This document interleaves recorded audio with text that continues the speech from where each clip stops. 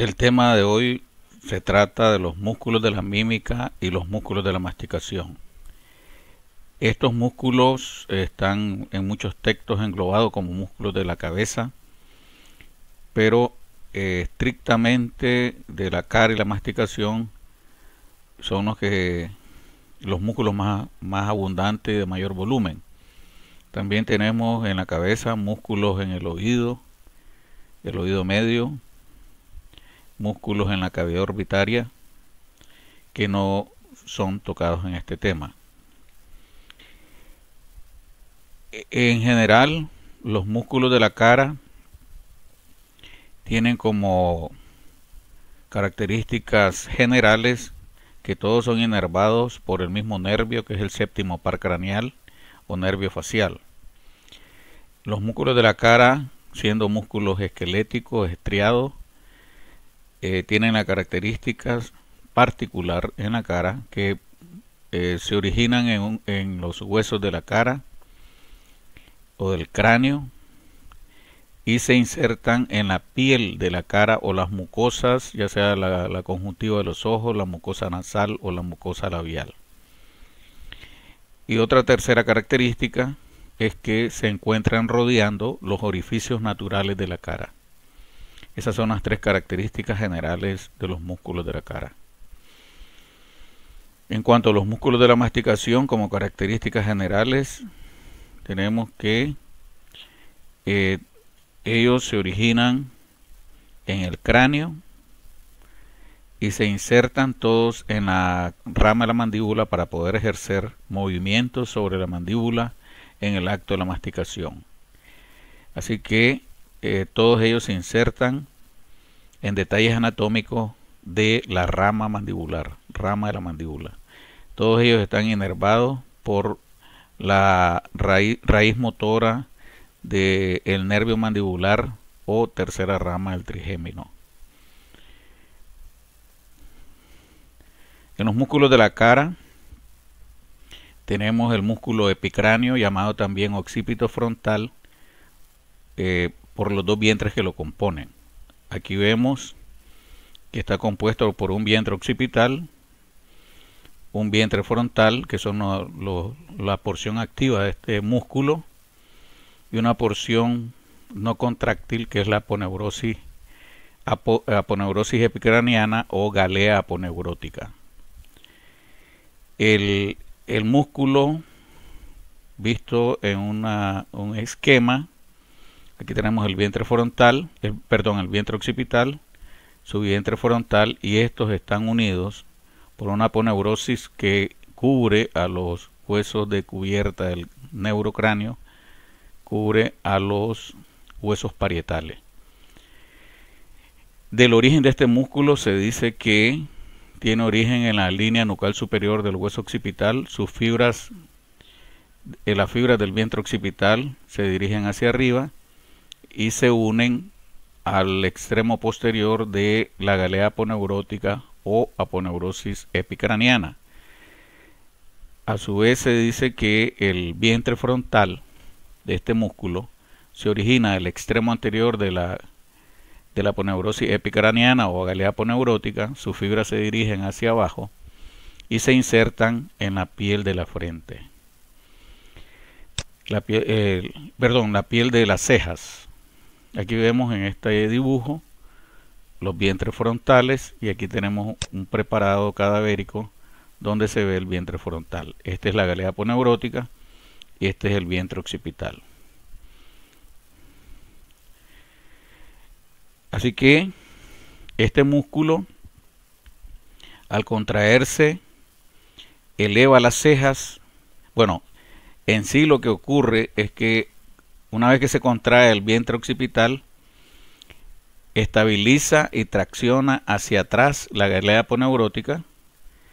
Esto permite que al contraerse el vientre frontal, eleva las cejas y produce pliegues transversos en la piel de la frente. Este gesto se conoce como gesto de sorpresa. En cuanto a la inervación, ya sabemos que todos los músculos de la cara son inervados por el nervio facial o séptimo par. No lo vamos a estar repitiendo. Tenemos también aquí a los músculos que rodean al pabellón auricular, y precisamente eso es lo que le da el nombre, los músculos auriculares. Este es el músculo auricular superior, músculo auricular anterior y el músculo auricular posterior. Estos músculos se originan en la aponeurosis temporal, que cubre el músculo temporal. En este caso tenemos aquí el músculo auricular superior. Entonces tenemos que, desde su origen, estos músculos, que se encuentran de acuerdo a su nombre por detrás, por arriba y por delante del pabellón auricular, y eso es lo que le da el nombre en auricular posterior, superior y anterior, al final todos se insertan en la piel del pabellón auricular y en el cartílago que compone el pabellón auricular. La acción de estos músculos es supuesta a realizar movimientos de el pabellón auricular. Sin embargo, esta acción en el hombre tiene poca importancia por el desarrollo neurológico del centro cortical de la audición en el hombre, que no necesita, el ser humano no necesita mover sus pabellones auriculares, lo que se conoce como aguzar sus pabellones auriculares para detectar la fuente sonora. Eso sí lo necesitan los animales, pues hemos visto que si el perro, el gato, el caballo escuchan un ruido, mueven sus pabellones auriculares para localizar la fuente del sonido. En el hombre, la acción de estos músculos no es importante. Luego tenemos los músculos periorbitarios. Hemos dicho que una característica de los músculos de la cara es que se encuentran rodeando los orificios naturales de la cara. En este caso, los periorbitarios rodean la hendidura palpebral y están adosados a los huesos que forman los límites del orificio anterior de la cavidad orbitaria. Dentro de los periorbitarios tenemos el orbicular de los ojos, que a su vez está compuesto por dos porciones, la porción orbital y la porción palpebral.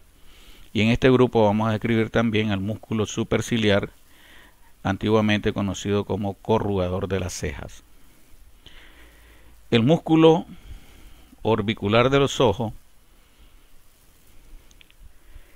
está formado por fibras circulares que rodean la hendidura palpebral.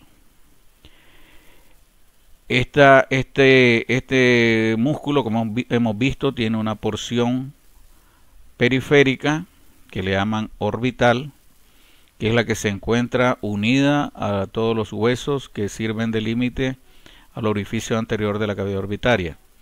Y está compuesto también por fibras centrales que forman el espesor de los párpados, y de ahí su nombre de porción palpebral.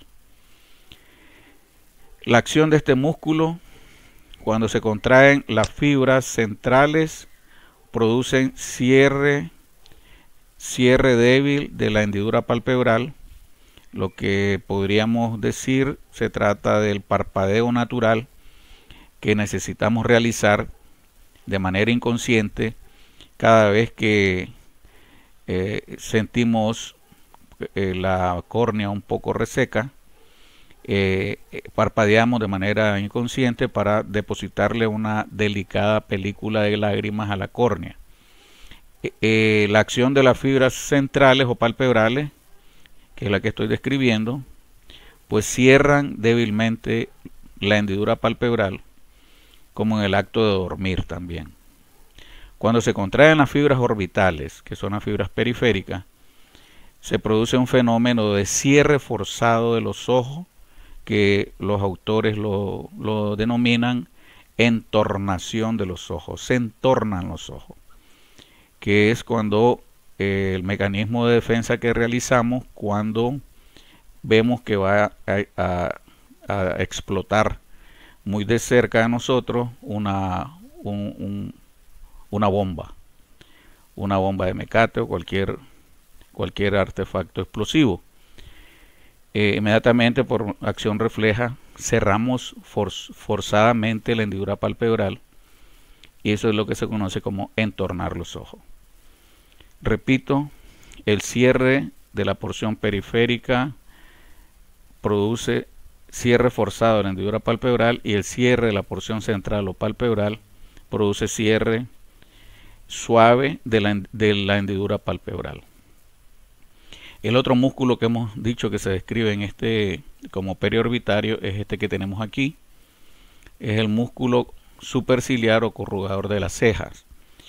Para poder ver este músculo, como se observa en este preparado cadavérico, hay que eliminar las fibras de la porción orbital que lo cubren.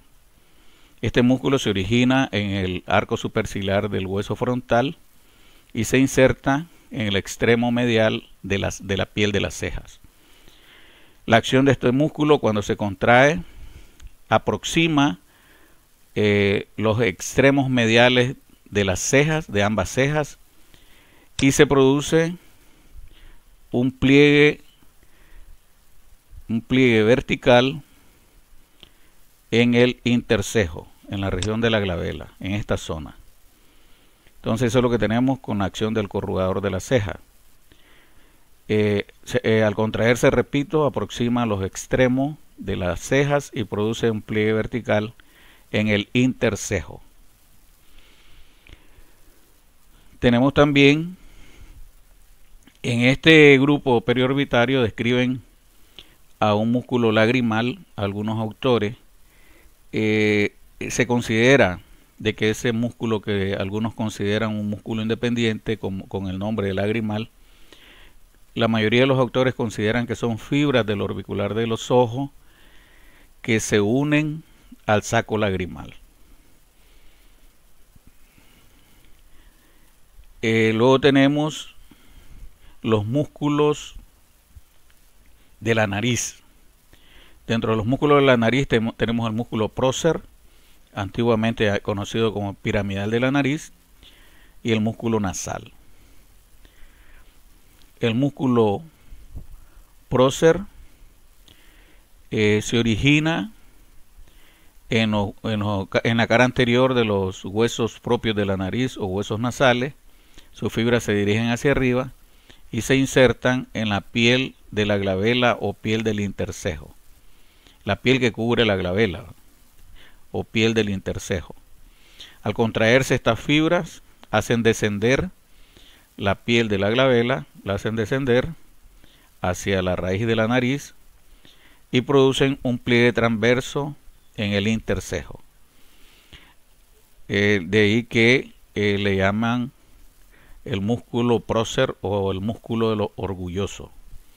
En esta imagen tenemos aquí al prócer, originándose en los huesos nasales, insertándose en la piel que cubre la glabela o intercejo.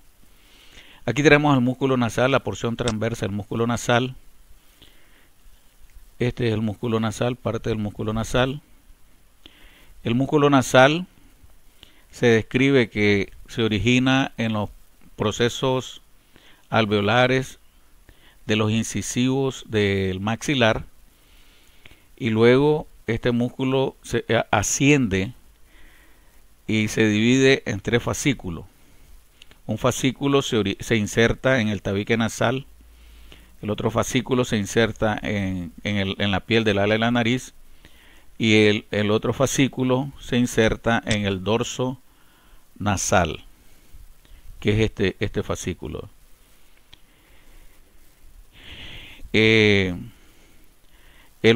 La acción de este músculo, la porción que se inserta en el tabique nasal deprime, al contraerse deprime el tabique nasal, el cartílago del tabique nasal. El fascículo del dorso nasal o porción transversa del músculo nasal, al contraerse deprime el dorso de la nariz. Luego tenemos la lista de músculos más grande de los músculos de la cara, que son los músculos peribucales, recibiendo este nombre porque se encuentran rodeando a la hendidura bucal. Tenemos en esta lista el músculo elevador del labio superior y el ala de la nariz, el músculo elevador del ángulo de la boca, el músculo cigomático mayor, cigomático menor, el músculo risorio, el músculo depresor del ángulo de la boca, el depresor del labio inferior, el borla del mentón o músculo mental, el músculo buccinador y el músculo orbicular de los labios.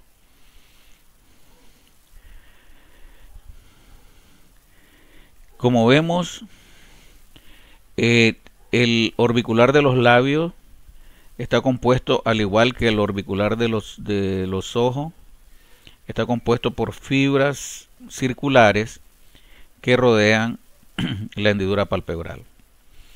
El resto de músculos están dispuestos en forma radial y la mayoría de ellos va a insertarse al ángulo de la boca, a la piel del ángulo de la boca o la comisura labial, donde se entremezclan sus fibras con las fibras del orbicular de los ojos, de la boca, que forman parte del labio superior o del labio inferior. Esa es la característica de estos músculos peribucales. Entonces vamos a describir vamos a comenzar a describir el elevador del labio superior y del ala de la nariz. El elevador del labio superior y el ala de la nariz es este músculo que tenemos aquí. Se origina en el borde inferior de la órbita o borde infraorbitario y se inserta en la piel del labio superior y la piel del ala de la nariz. Como su nombre lo dice, eleva el labio superior y eleva el ala de la nariz. Aquí tenemos el elevador del ángulo de la boca, que es este mismo que se observa a este lado. En este preparado, este es el músculo que vamos a describir en este momento, el elevador del ángulo de la boca. Ustedes recordarán que en la cara anterior o externa del cuerpo maxilar se encuentra la fosita canina. El músculo elevador del ángulo de la boca se origina precisamente en esa fosita, la fosita canina del maxilar. Sus fibras se dirigen hacia abajo y se insertan en el ángulo de la boca o comisura labial y se entremezclan con la fibra del orbicular que forman los labios superior e inferior. Como su nombre lo dice, eleva el ángulo de la boca y este es el gesto de sonreír, como estamos observando aquí. ¿Verdad? De ahí que a este músculo le llaman también el músculo de la alegría y también antiguamente le llamaban músculo canino por su origen en la fosita canina. Tenemos los músculos cigomáticos, el músculo cigomático menor y el músculo cigomático mayor.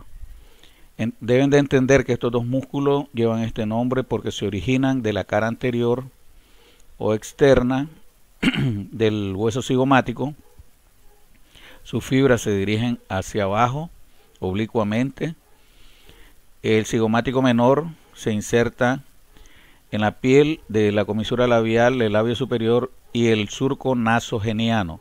El surco nasogeniano es el surco que separa el ala de la nariz, exactamente aquí, se separa el ala de la nariz de la piel del labio superior.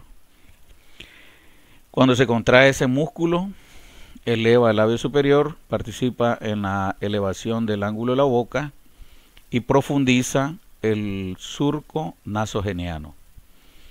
El cigomático mayor, que ya hemos dicho que junto con el cigomático menor se origina en el hueso cigomático, aquí los tenemos, se origina en el hueso cigomático y se inserta en la piel de la comisura labial y el labio superior.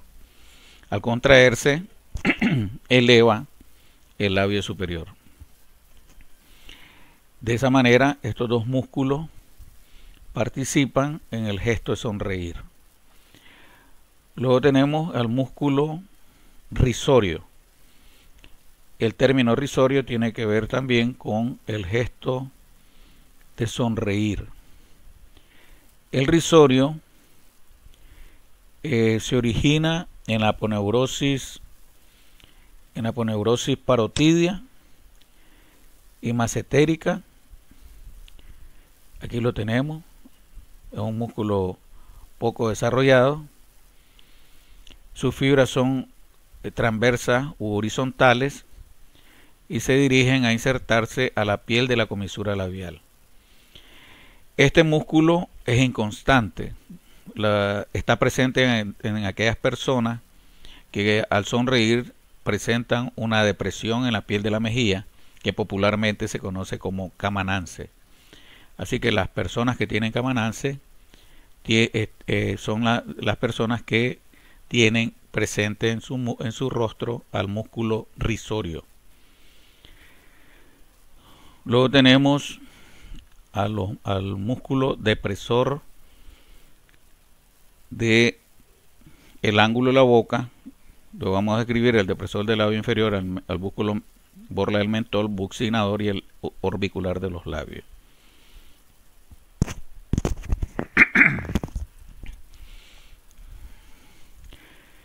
El músculo depresor del ángulo de la boca, si ustedes observan, tiene forma triangular de base inferior y ángulo superior. Este músculo, por su forma, antiguamente se conocía como triangular de los labios. El origen de este músculo es en el borde inferior del cuerpo de la mandíbula, por medio de su base, y por medio de su vértice se inserta en la piel de la comisura labial, donde se entremezcla con la fibra del orbicular de los labios. La acción es la que sugiere su nombre: deprime el ángulo de la boca, como lo muestra en esta imagen. Ahí tenemos la depresión del ángulo de la boca, y como pueden ver, es el gesto típico de tristeza. Luego tenemos al músculo depresor del labio inferior. Si pudiéramos eliminar al depresor del ángulo de la boca, veríamos que la forma que tiene este músculo es más o menos cuadrangular, y por eso le llamaban antiguamente el cuadrado de los labios.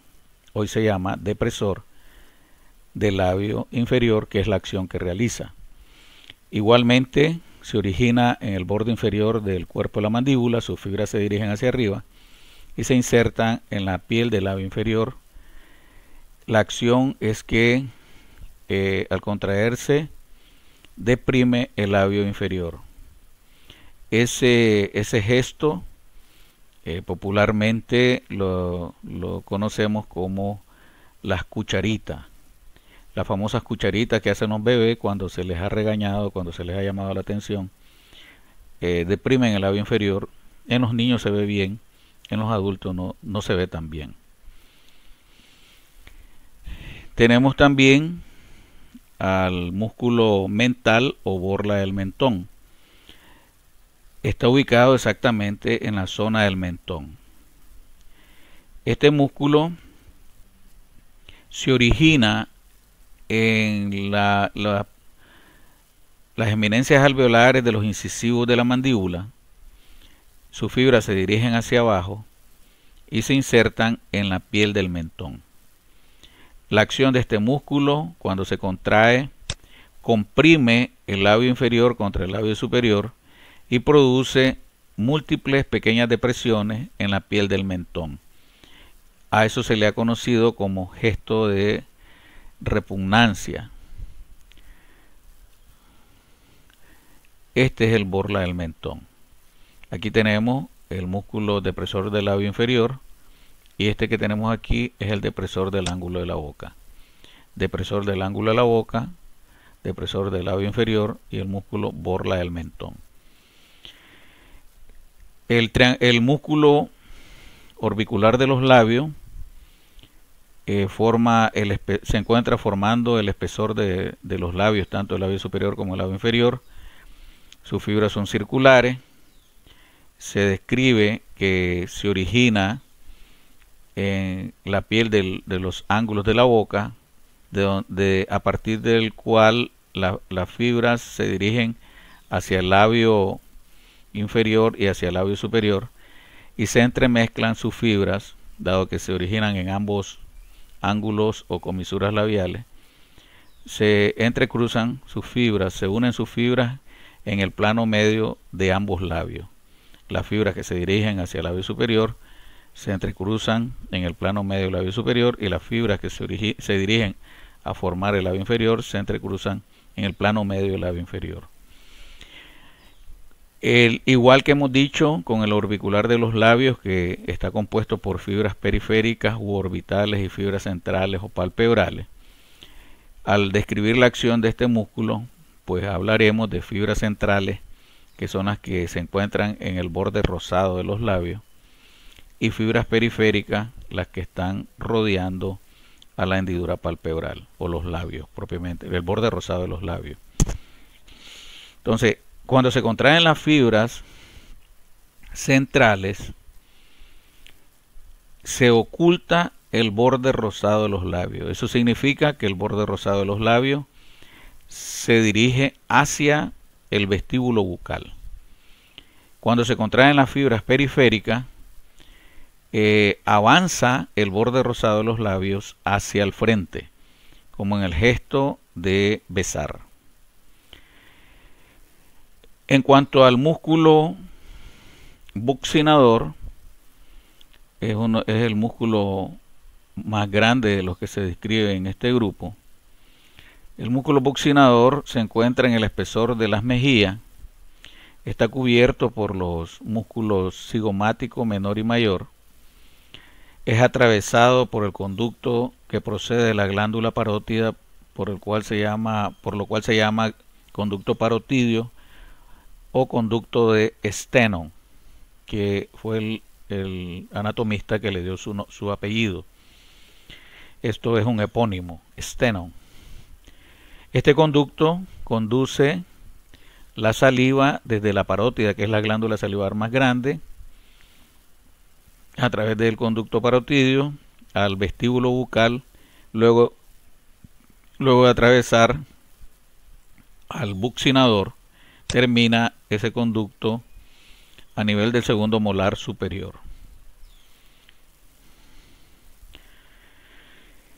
El buccinador se origina en la línea oblicua de la mandíbula, se origina en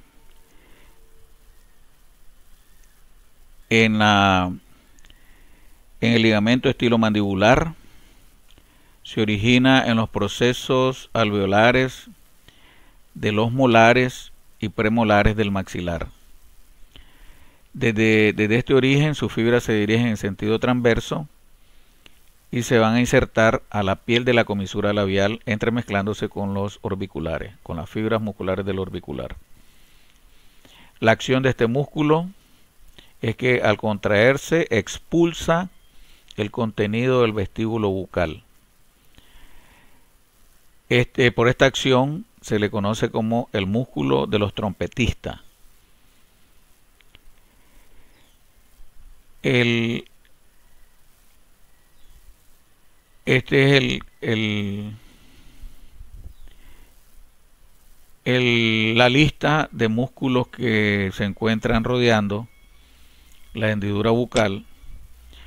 Vamos a describir ahora a los músculos de la masticación. Los músculos masticadores son 4 pares de músculos.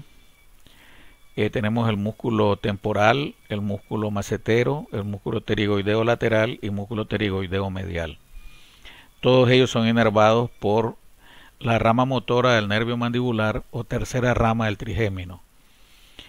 Entonces tendríamos que a partir de esta rama motora nacen las fibras nerviosas temporales que inervan al músculo temporal, nacen las fibras nerviosas macetéricas que inervan al músculo macetero, y el nervio pterigoideo que da inervación a los dos músculos pterigoideos, lateral y medial.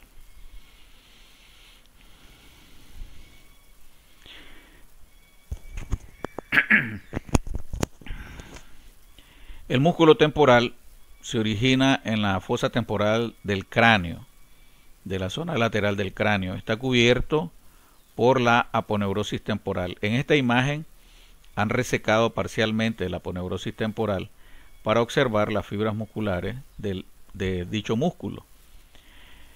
La aponeurosis temporal se fija en la línea curva temporal superior y el músculo, las fibras musculares del músculo propiamente dicho, se originan en la línea curva temporal inferior y se origina en toda la superficie de la fosa temporal, incluyendo la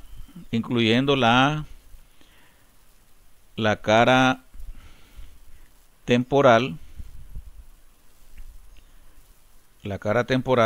de la escama del frontal. Desde este origen, sus fibras se dirigen a insertarse al proceso coronoideo de la mandíbula. Eso no lo tenemos en ninguna imagen. El músculo macetero tiene dos fascículos de origen, un fascículo superficial y un fascículo profundo. El fascículo superficial se origina del borde inferior del hueso cigomático y el fascículo profundo se origina del arco cigomático. Este es el fascículo profundo y este es el fascículo superficial. Los dos fascículos se unen y se insertan a todo lo largo y ancho de la cara externa de la rama de la mandíbula y produce esta inserción en el ángulo de la mandíbula, que aquí lo observamos bien, una elevación llamada tuberosidad macetérica, que corresponde a esta zona, a la inserción de las fibras del macetero en esta zona. Y aquí vemos la tuberosidad, dado que se ha resecado al músculo en esta imagen. Luego tenemos los músculos pterigoideos. Este es el pterigoideo lateral, que también tiene origen a través de dos fascículos, y el pterigoideo medial. En esta imagen también podemos ver al buccinador. Aquí tenemos el rafe pterigomandibular, donde hemos dicho que tiene origen dicho músculo. Aquí se originan fibras del músculo buccinador, es parte de su origen, el rafe pterigomandibular.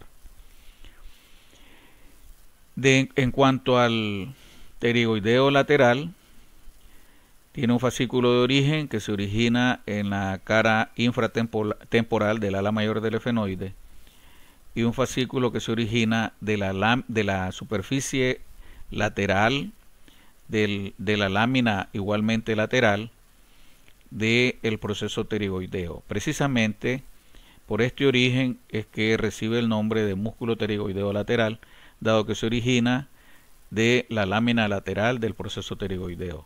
Los dos fascículos se unen y terminan insertándose en la cara anterior del cuello de la mandíbula, precisamente en la fosita pterigoidea de la mandíbula. El pterigoideo medial se origina en la fosa pterigoidea del proceso pterigoideo del efenoide y en la lámina medial de este proceso, lámina medial del proceso pterigoideo. De este origen es que radica el nombre del músculo pterigoideo medial. Entonces, repito el origen: fosa pterigoidea y lámina medial del proceso pterigoideo. Sus fibras se dirigen hacia abajo y se insertan en la tuberosidad pterigoidea, que no se observa en esta imagen, la tuberosidad pterigoidea del ángulo de la mandíbula. Esa tuberosidad se encuentra en la cara interna del ángulo de la mandíbula. La acción de estos músculos, todos participan en el proceso de masticación, en el proceso de trituración que realizan los molares y premolares del maxilar o maxila y de la mandíbula. También se sabe que los músculos pterigoideos lateral y medial realizan en forma alterna movimientos de lateralidad de la mandíbula, que es necesario para la trituración de los alimentos durante la masticación. Y el músculo temporal, por medio de sus fibras posteriores, cuando se contraen estas fibras, producen desplazamiento hacia atrás o posterior de la mandíbula, lo que se conoce como retrusión. Y la contracción de las fibras anteriores producen protrusión de la mandíbula. Como ya he dicho, la inervación de estos cuatro músculos está a cargo de la rama motora del nervio mandibular o quinto par craneal o nervio trigémino.